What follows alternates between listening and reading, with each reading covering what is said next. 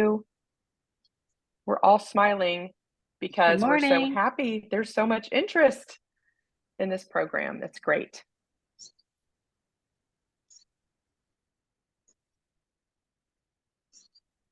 I'll go ahead and get started. Can everybody see? I feel a little out of practice with the Zoom, so I'll do my best. First of all, I just want to say that we had several people that really wanted to be here this morning, but had a conflict. So we're gonna record this session. So we just wanted to let everybody know that we're gonna record it.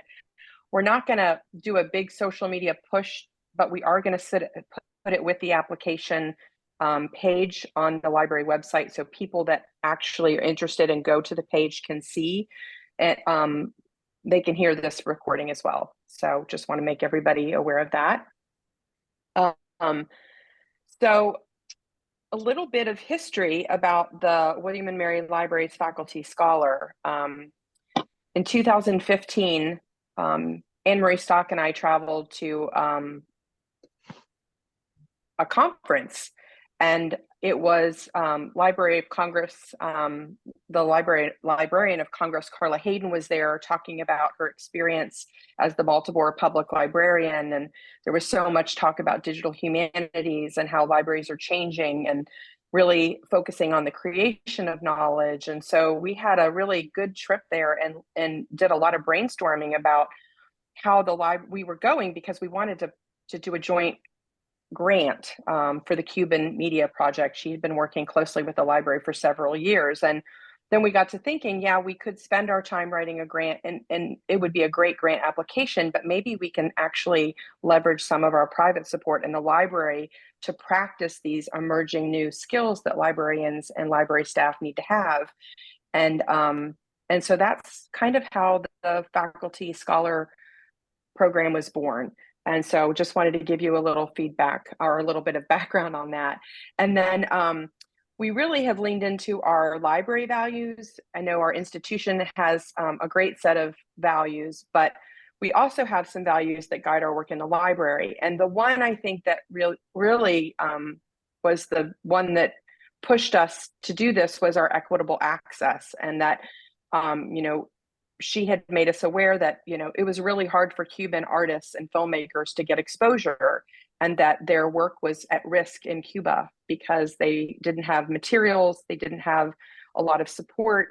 And so we have been building special collections related to Cuban bookmaking, and we had been bringing Cuban filmmakers and recording them, but we didn't have a long-term preservation plan. So that was the first one that really got us excited about this program. But I can say that all of these library values would be, I can think of great things related to this program, related to all of them. And one that I will tell you, curiosity. We're really trying to learn and grow our skills as library staff and library employees, and we really love collaborating with faculty. We like to be acknowledged for our work. We like to be partners in the work. And so sometimes we get lost in the mix in terms of recognition. Our cup gets filled when we can actually be full partners and be involved in the work that our faculty do as co-creators and supportive in lots of different ways. So curiosity is another one that I'll lead to, but they're all really important, and we think it drives our work.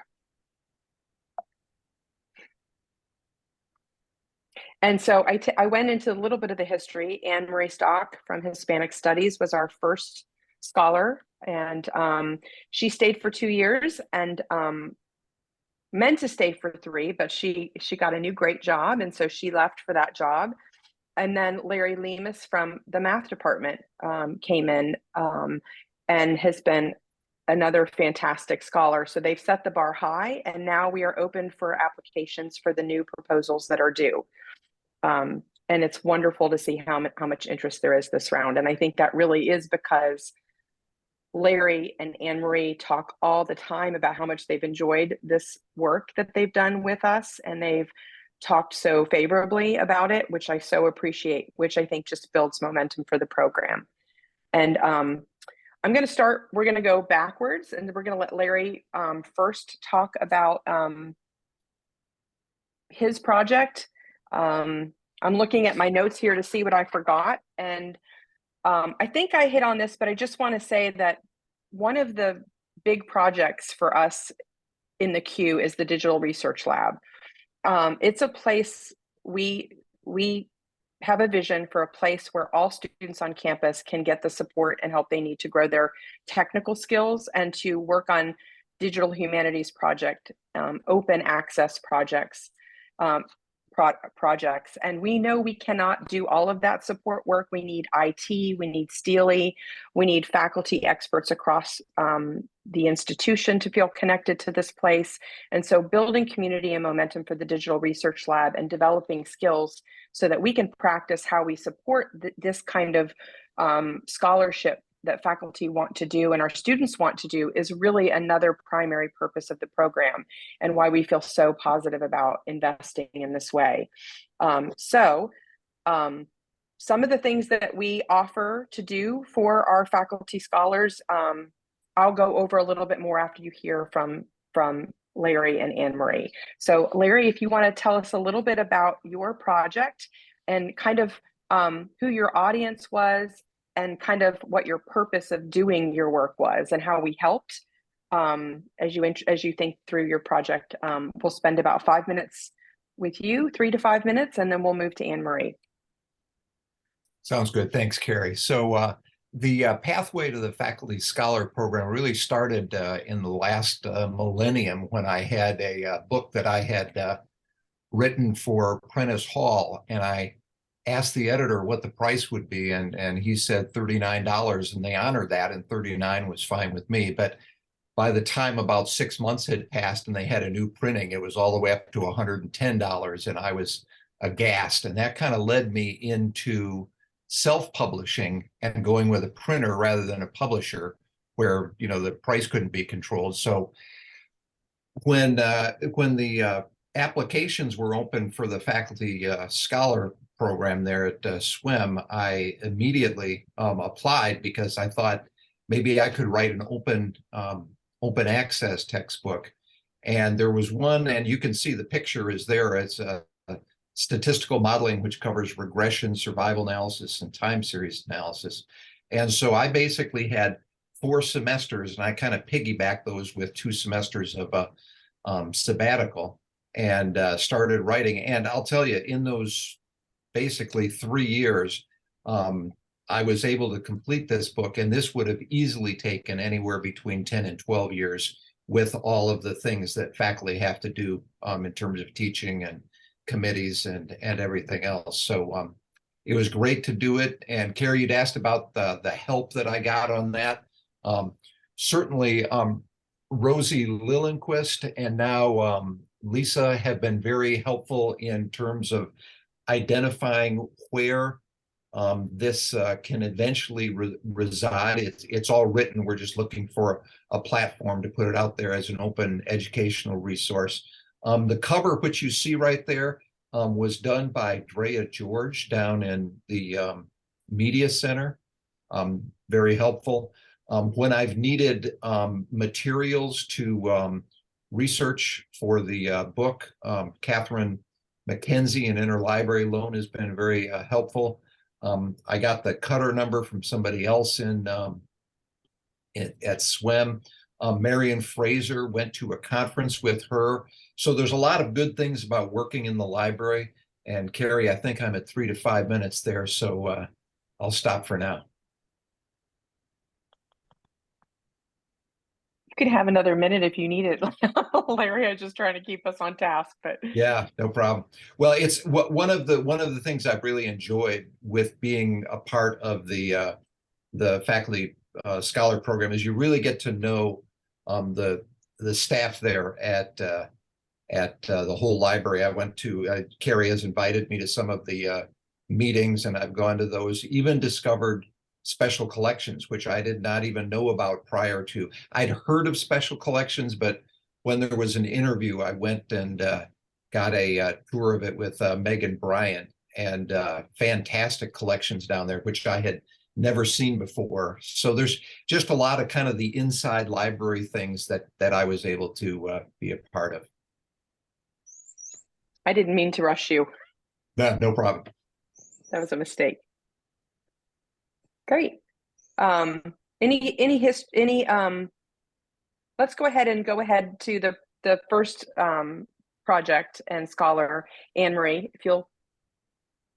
Okay, hello everyone, and thanks Carrie for inviting me to join and for hosting this session. You did a great job of queuing up my pathway into the library scholar position. Like Larry, my trajectory with the library goes way back. In fact, in my first year at William and Mary, 1993, I was assigned the library as part of my service to be the library representative, and was thrilled actually to have a chance to work with colleagues in the library, and have done so for my entire 3 decades at William and Mary.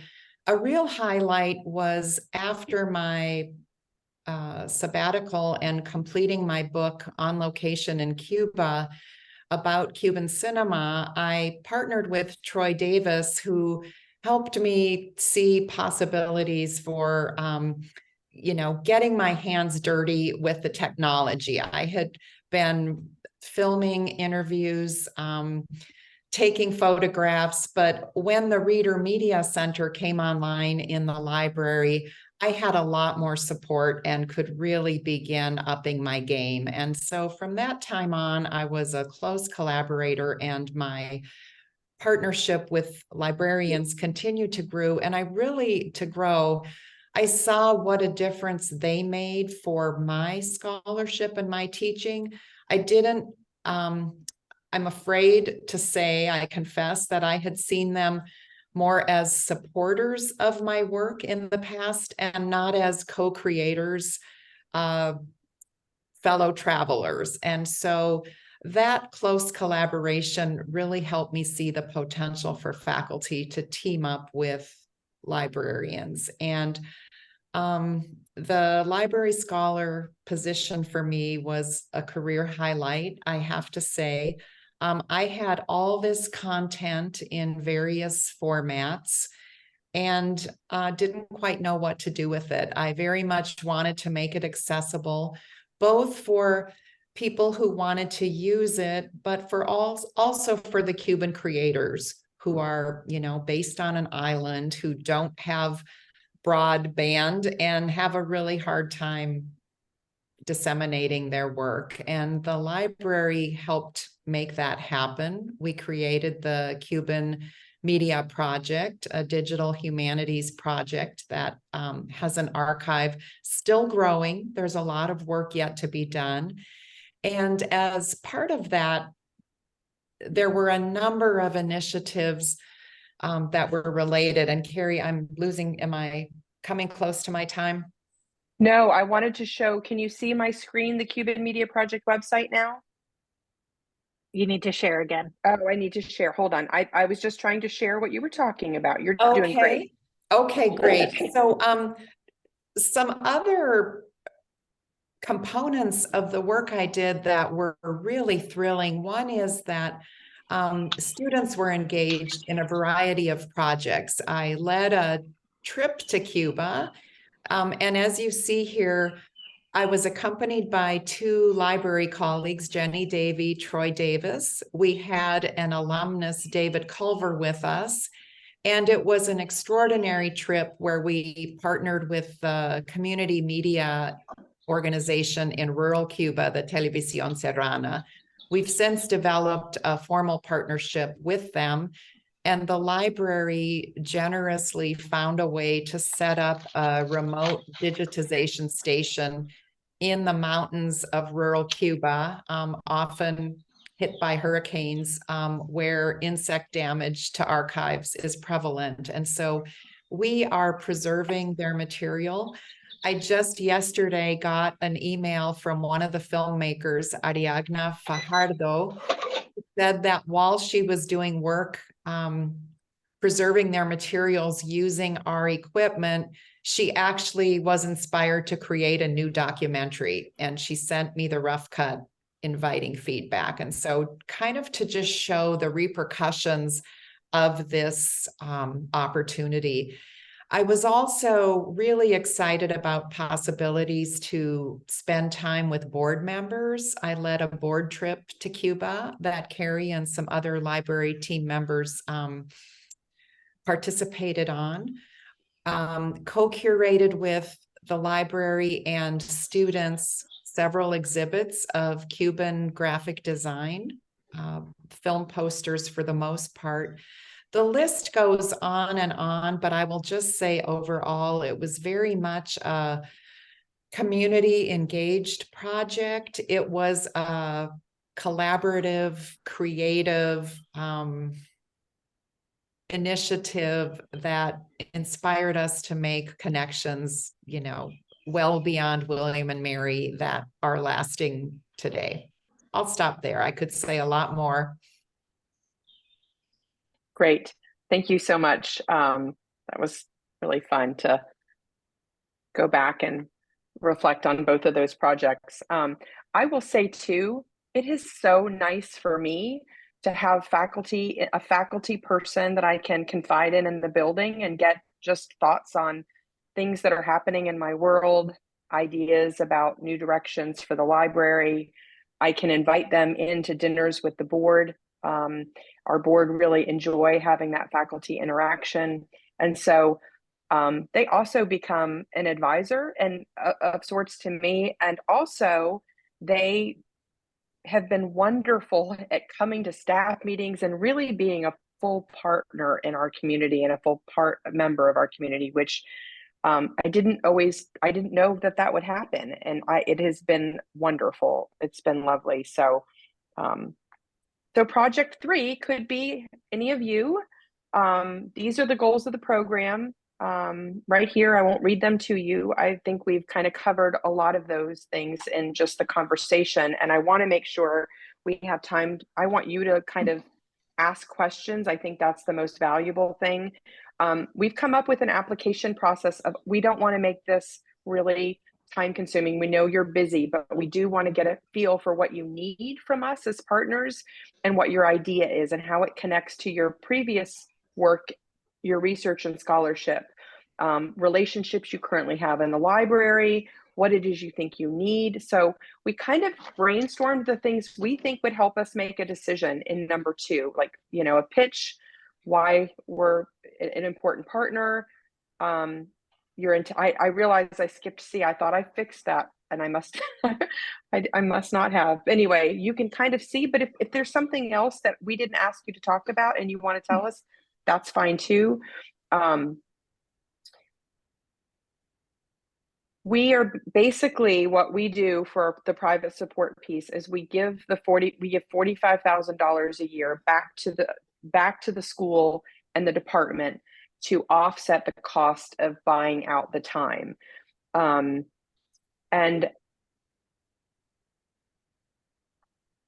I don't know that we have thought through everything that could possibly be, you know, I'll do my best to answer questions, but this is really a work in progress. It's a really new program. So I guess what I'm saying is we want to hear what you need, and we want to make sure that we're meeting your needs as well as our needs. And so we're not super, you know, we're flexible in terms of this application process. We would love for you to meet the deadline. We'd love for you to not be too long, because we're gonna and we're gonna do our best to turn it around quick. We did hear last year, or the last time we did this, it's hard on departments to regroup after we announce it, to start it in the fall. I think Larry helped us navigate that with his department. He's like, you know, you awarded this wonderful opportunity to me. My department needs me now this fall, and can I start it in January? And so we are going to follow that same format this round. We're going to announce it before the end of the semester, and then we're going to give the person the fall semester to work out those challenges with their department, so they can figure out who's going to take on the teaching load. I've had another person ask me, Could I have a partner? Could two people apply? Well, we have only so much money to give a department. So if it's going to cost us the same amount, if you don't mind sharing a space, because we only have one office that we're going to give. I mean, these are things that we're open to. You have to tell us why this is a better situation for you, and how this, is a partnership. I know that not all scholarship is done by one person, and sometimes it is a partnership outside of the library too, as long as we want to just be engaged and involved. So that's, I think, what we most care about. So trying not to be too rigid, also trying to give you guidance. We're trying to walk that balance. So I'm going to quit talking, and I'm going to open the floor for questions to myself, to anybody on the call, but especially the people who have done this in the past.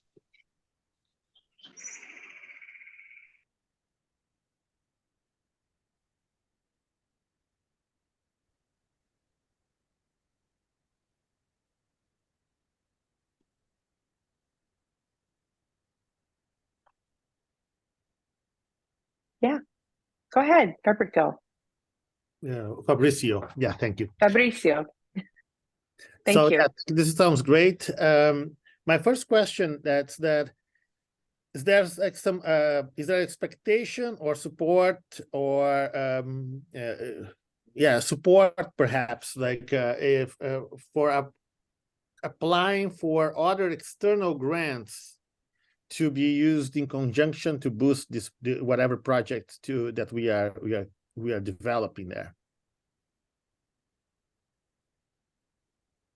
Well, I will give you an answer that I'm thinking that this is a wonderful springboard for external grant writing, right? So, I mean, the fact that you have time outside of teaching to develop relationships here and partners in that work of grant writing, there would be people that would be interested in helping in that work. And you certainly would have more time to do it in this role. Thank you.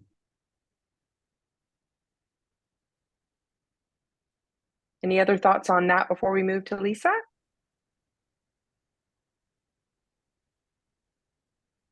Anne Marie, I think back to, I know that's what we had in mind and we wanted. We didn't get there, but it doesn't mean we don't have to go back there again. But you have any thoughts on the external grant writing? I just agree with you, Carrie, that I think the time afforded would really be useful in developing a grant proposal. I know too that the Office of Sponsored Programs and the Corporate and Foundation Relations folks are very favorably disposed to the library, and I think they would be great partners as well. So I definitely see that as, one scenario for one of a series of products to come out of this experience. Lisa? Mary, I think, sorry, yeah. Oh, go ahead, Tammy. Ms. Meyer has her hand raised. Yeah. You should be able to unmute. Yes, I got it. I apologize. I apologize also for not having live video. I tried it at the beginning, and then my Wi-Fi doesn't handle video very well, and that's why I had to re-enter the group. My question is about the project I've been working on, and Carrie, you'll probably remember, back to 2015 when we did this in relation to is the LGBTQ research project, right? Which is focused on Virginia, but is a little bit more broadly spread, involves, we've done over 120 oral histories. And basically at this point, we have all similar to what Larry was talking about, have all the data, but trying to make it digitally accessible and trying to also move the project, the data to a place like SWIM, right, where it's special collections, where it can be maintained. But in terms of a digitally accessible thing, we've been working, with Omeka as a metadata organizer, and so part of what my real interest in this possibility is working with librarians I've already worked with to move beyond archival kind of presentation that we did in 2015 and putting this online as a series of exhibits highlighting the oral histories and transcripts. So mapping out pieces. So things like timeline certainly are important here, but also like GIS. Would we have access to the mapping folks? I mean, would that be part of who you would consider as part of like the SWIM library resources? I guess that was my question. So. I think we consider our community everybody who's in our building. We don't just look at organizational structure and who reports to who. So obviously the Center for Geospatial Analysis reports up to Arts and Sciences, but they are very much a partner in our building, right? Cool. So we have great relationships with them. They love working with faculty. But if you can tell us more about who you envision as your partners, we can make sure that they have the bandwidth to help as well. We're trying to negotiate and facilitate some of that pre-work. Right. Good. Actually, so that was that, and then also the digital center that you're sort of in. It's in development at the library. Ways that working with special collections as well. I mean, I know that the Stevens Project is certainly something that is fairly visible in terms of work the library is doing in terms of oral histories. And I mean, this, I see this as not just an add-on, but something that is an important marker of as a digital project, right? In terms of a broader swath of sort of the LGBTQ South, for example. And so my second question, very quickly, is the product that you're expecting. With Larry, it was a book. Anne Marie, it seemed, certainly, I'm sure she had publications coming out of this, but also more of a digital project. And my this project is really a digital project. There certainly could be textual, publications coming out of it as well, but it's very much a digital kind of. That the finished product would be, series of exhibits, digitally accessible, timelines and maps and things like that. Is that sufficient, or do you need something more? Anything like that? It's definitely sufficient. I think some people are going to know what their outcome is right now, and some people are going to be like, I think it's this. And they're not going to know exactly, and that's fine too. I think we just want to try to find out as much information about the project as possible. And Larry's project and Anne Marie's project were very different beasts, right? So yes, which is it's kind of fun. We kind of like the idea that people want to do different things. So excellent. Okay, cool. Thank you so much. Thank you for your interest. Other questions?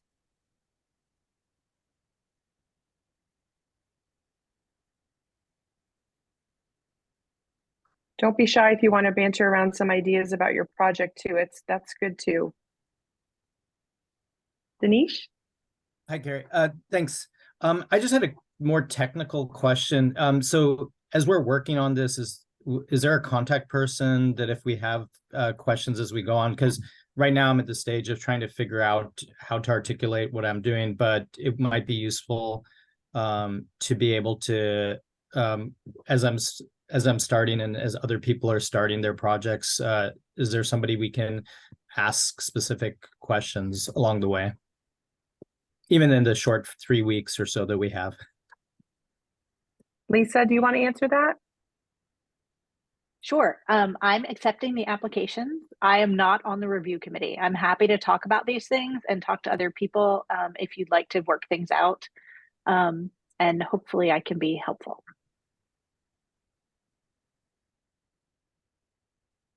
Thank you.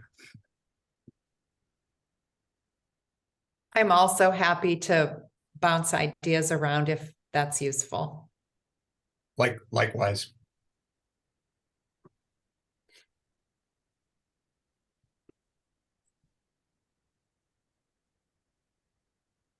While the next question's being formulated, if I may, I'll just chime in.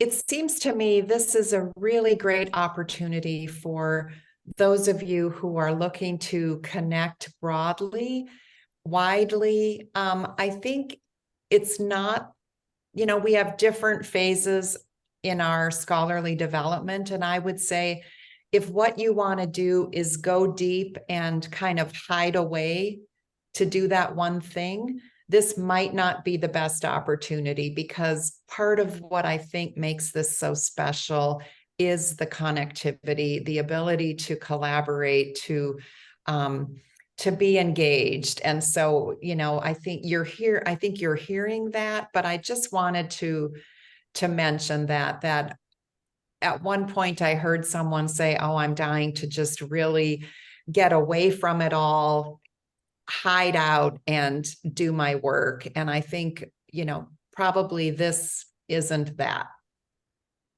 Well, thank you for saying that, Anne-Marie. We're really trying to raise visibility for the projects that we choose.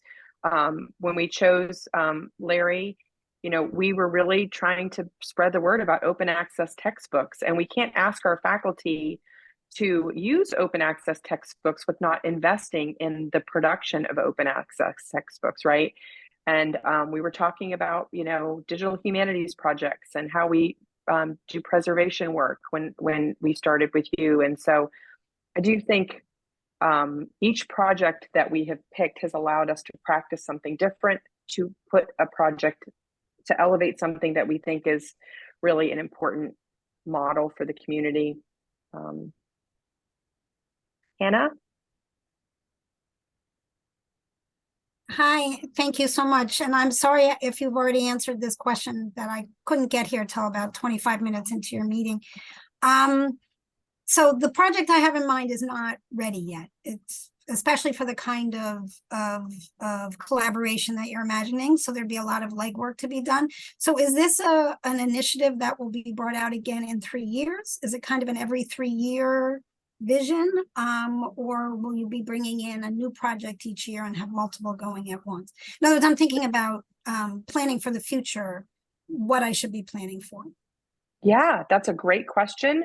We originally thought this was a 3-year thing, but what we realized when Anne-Marie left after 2 years is, gosh, we got a lot done in 2 years, and not everybody can be away because they have, they have sabbatical and they already had a year planned. They can't tack another 3 years onto it. So it saves us a year of, if the university is already paying for the sabbatical for a faculty member, maybe they want to do 3 years of work. So that only costs us 2 years, right? That's what happened with Larry. So, and with Anne-Marie too, because she left for another job. So I think in your proposal, you can say, this will take me a year. I need a year. I need 2 years. We're really open to saying whether it's a 1, 2, or 3 year project. Though I think it would be really fast to get it done in a year, because sometimes just takes us a while to all get to know each other before we can really get to the work of doing the project. I would hope that this continues to be successful and that we continue to have good fundraising so that we can do this again in more cycles in the future. And do I understand then that next cycle could be 1, 2, or 3 years, depending on what the project is? So just watch. Yep. Announcements. Thank you. And what we also said is some ideas are better developed than other people. Don't feel like you have to have a fully baked idea to apply to do this, because we love to help be part of the process of figuring out what your project is too. So, Ron? Yes. I'm thinking about an open access textbook, and particularly a global history textbook, the sort of thing that could be used at any number of universities, also 2-year colleges, maybe even high schools. And I guess maybe this is a question for Larry as much as it is for anybody else. What do you envision in terms of possibility of outreach beyond the university, and how would that work?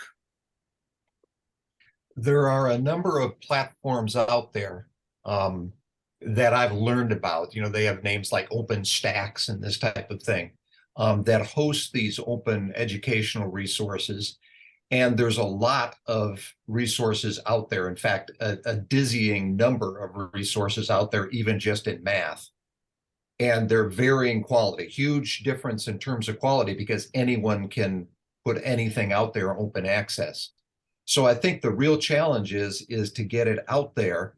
And then once it's out there, I think you eventually email colleagues and let people know and word gets around. And it can be something that's picked up by a lot of institutions and instructors, especially in something that you're suggesting, like global history, which is a lot more, broad than what I did. So I think there's a good chance that would work. Thanks, Larry. Sure.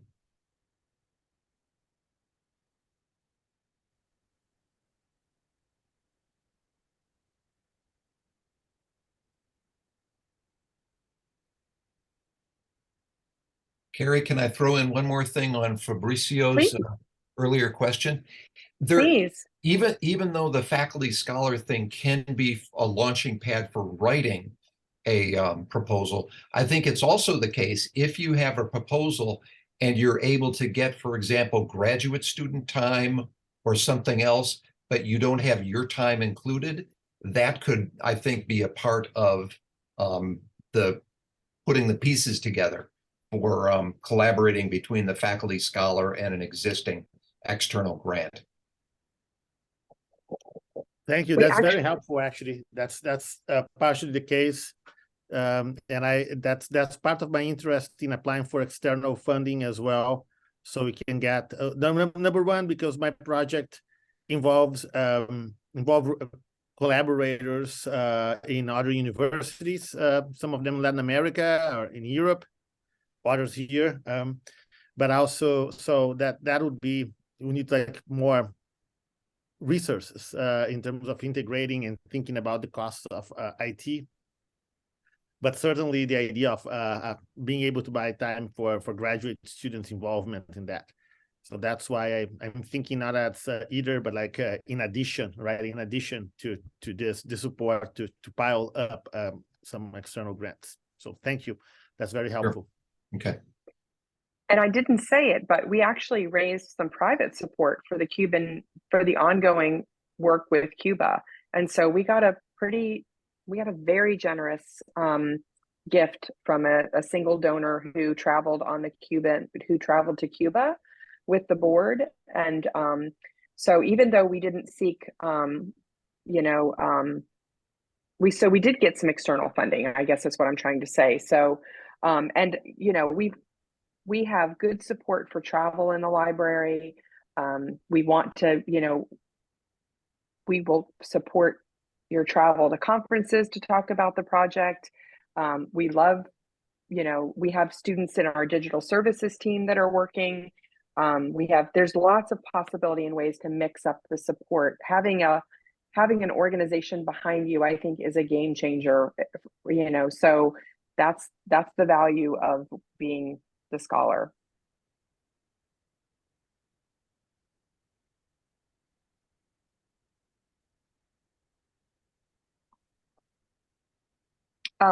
So the other thing I will say is we may come back with questions, and we may actually schedule some interviews just to learn a little bit more about the project before we make final decisions.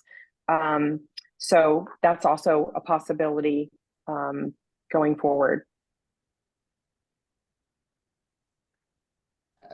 I'm sorry, I have one last question now that I'm thinking things through a little bit more. Part of my project is ongoing, and I have involved undergraduate students in this database building and manuscript reader. And I know that we would be about our teaching, but would that be room to keep involving undergraduate students as well?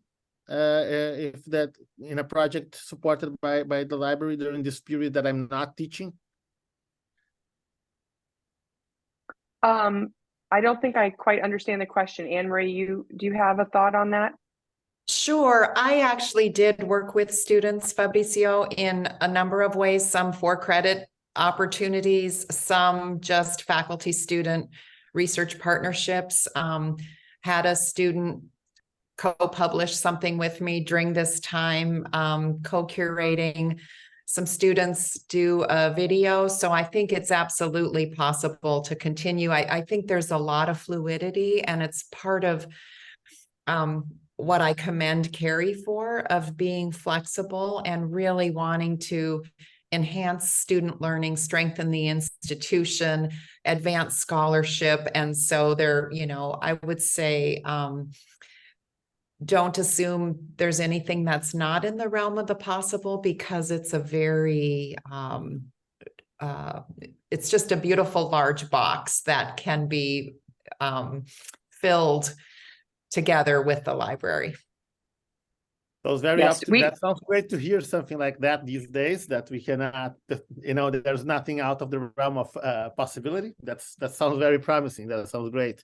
Yeah, I have currently 7 students, 2 from data science and five from history, all undergraduates working on the project.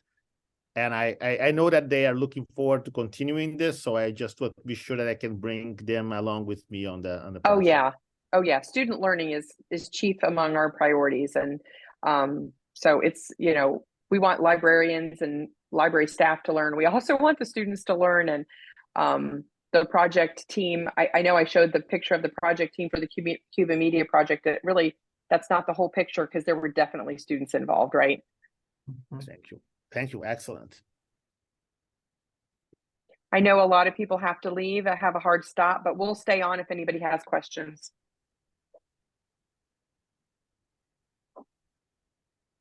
Thank you for your interest, everybody.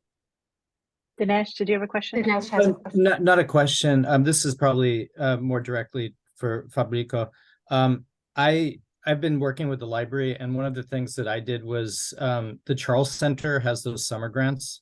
So one of the things was, it was independent of, but I had the students work with me and the librarians by doing a Charles Center grant. So that's a way to get undergraduate support that's in addition, that's internal grant that would be useful to look at if you haven't already looked at it. Yeah, well, I know that's how I've been developing this. Oh, okay. I'm a frequent customer of those grants. Likewise, I just wanted to make sure. That's a great idea of combining it. Thank you. Yeah, I've already kind of done some of this with combining it. So I was just saying that the library is really great with making sure that's feasible. That's excellent. Thank you. That's excellent observation. Thank you.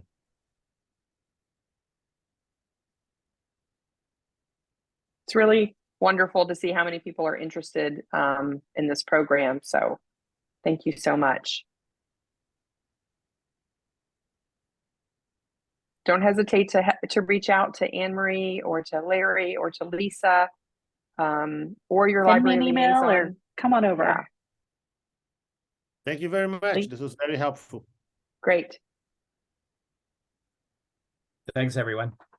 Thank you. Thanks. Bye-bye. Thank you. Bye. Bye.